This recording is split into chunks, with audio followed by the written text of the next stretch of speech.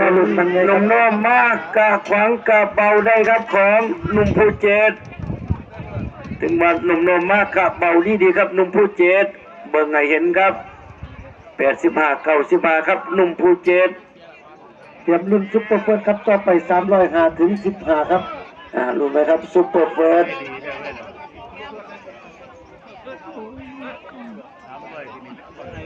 เอาของหนุ่มหน้าเจนก็ไปอยู่สุดสาครที่160พันไปเบิ่งไปก่อนอาศัยความเบาละถึงมาเป็นมังไฟหนุ่มนมตัวนมมาอีกตัวหนึ่งอาศัยความเบากับสิเป็นของหนุ่มภูเก็ตเป็นหางนี่ไม่มองตีขึ้นกันครับหนุ่มภูเก็ตบังต่อไปซุปเปอร์เฟิร์สครับ305ถึง15เอาตรงใหม่เป็นกันเนี่ย15บีครับซุปเปอร์เฟิร์สพี่น้องผู้อยู่ใกล้ขอทางครับเป็นตั้งไปขนาดชั้นนี้ครับผมซุปเปอร์เฟิร์สขอให้โชคดีครับซุปเปอร์เฟิร์ส1 2 3ปล่อยครับ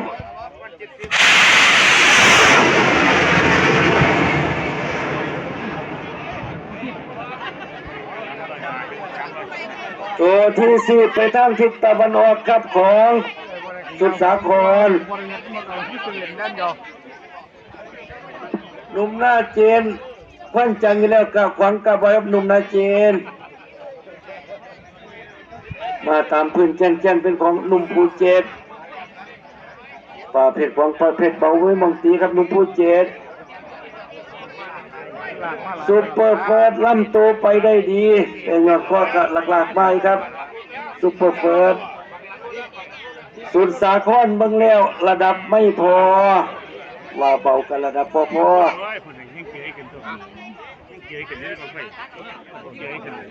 เอาเปก่อนครับของสุดสาคร255วินาทีครับ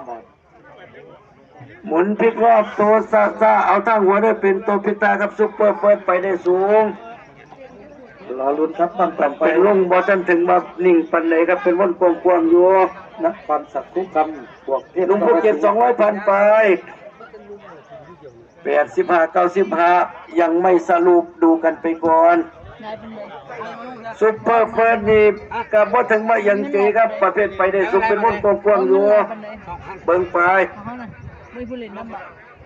อยากยังหัวยกของซุปเปอร์เฟิร์สลุงภูเก็ตเลยได้แบ่ง4แล้วบังต่อไปนครสักคูคำบวกเทพนรสิงห์55-65นครสักคูคำบวกเทพนรสิงห์55-65ขอให้โชคดีครับ1 2 3ปล่อยครับ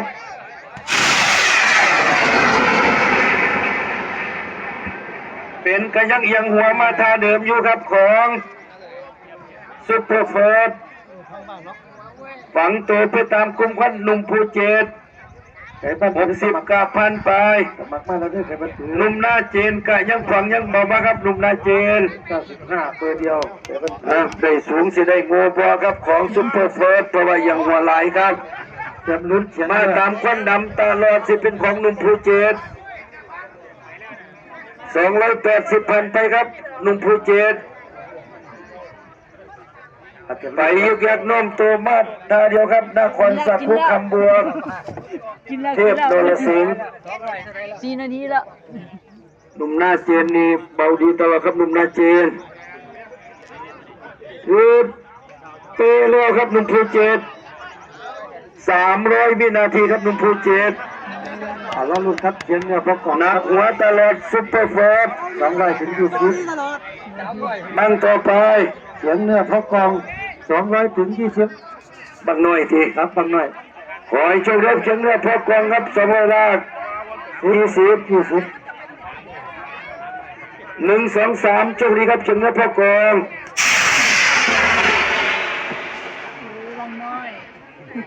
ซุปเปอร์เฟิร์สธรรมะธานีหนักเลยนะซุปเปอร์เฟิร์สจ่อไก่ครับซุปเปอร์เฟิร์สนำตัวไปดีแต่เป็นเพียงหัวมาท่าเดียวกับซุปเปอร์เฟิร์สมันจิต300แล้วนี่เลยนะลืมมั้งเตรียมลุ้นครับเตะแล้วครับของหนุ่มหน้าเจน 300 300 วินาทีครับหนุ่มนาจีน